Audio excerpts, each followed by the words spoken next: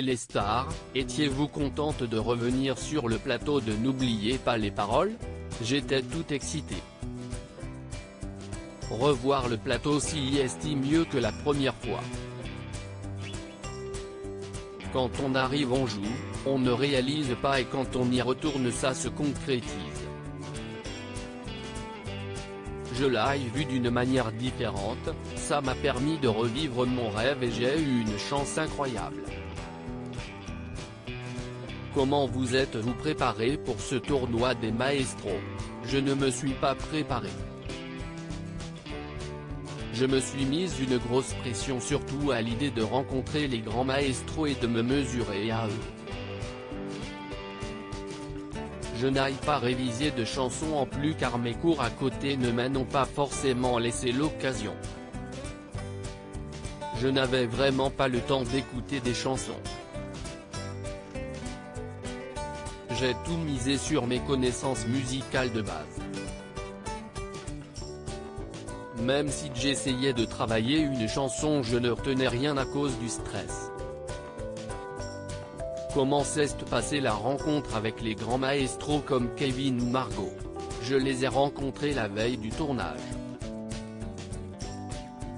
On était tous dans le même hôtel. En arrivant, Margot était déjà là. Elle m'a envoyé un message en me donnant le numéro de sa chambre et j'étais tout excité.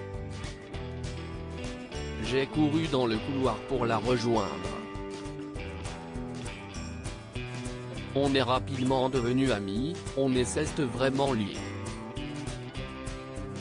J'ai suivi son parcours et elle a suivi le mien. Ça a été pareil avec les autres. Je pense notamment à Mika, Michael, Maureen. Qui admirez-vous le plus? Si est-il vrai que le parcours de Renaud m'a marqué? À l'époque on ne révisait pas les chansons. Si est sa culture musicale que j'admire énormément. Je m'identifie à ça parce que je fais partie de ceux qui ont le moins étudié. Renaud a été un des premiers à aller aussi loin. Qui redoutiez-vous le plus pour ce tournoi des maestros? La liste est longue, Rire, Arsène, Jérémy parce qu'il est jeune et qu'il a la même culture musicale que moi, Margot et Michael. Mais si est drôle parce que si est toujours ceux qu'on redoute que l'on veut avoir avec soi dans son équipe. Avez-vous eu le droit de porter votre serre-tête porte-bonheur? Si est une surprise. Vous verrez. Comment se sont déroulés les tournages en pleine crise sanitaire.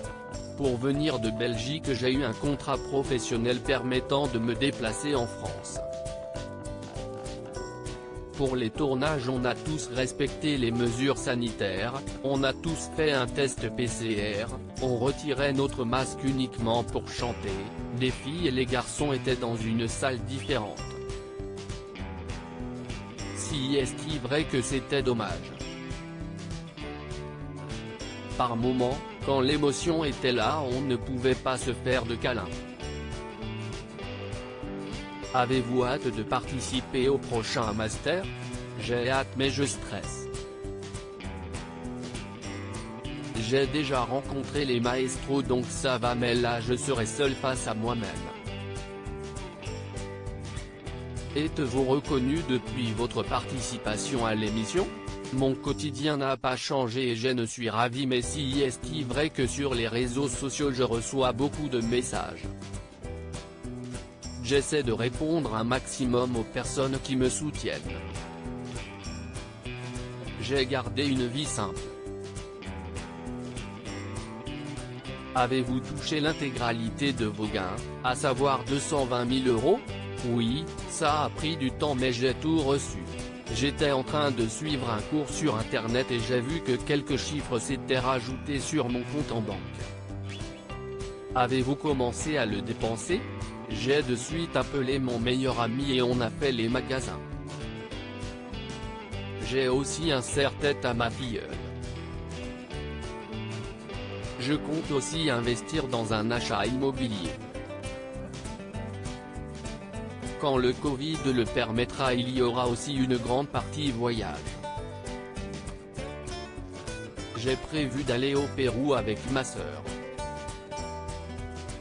Ensuite je vais me laisser vivre. Carpe diem.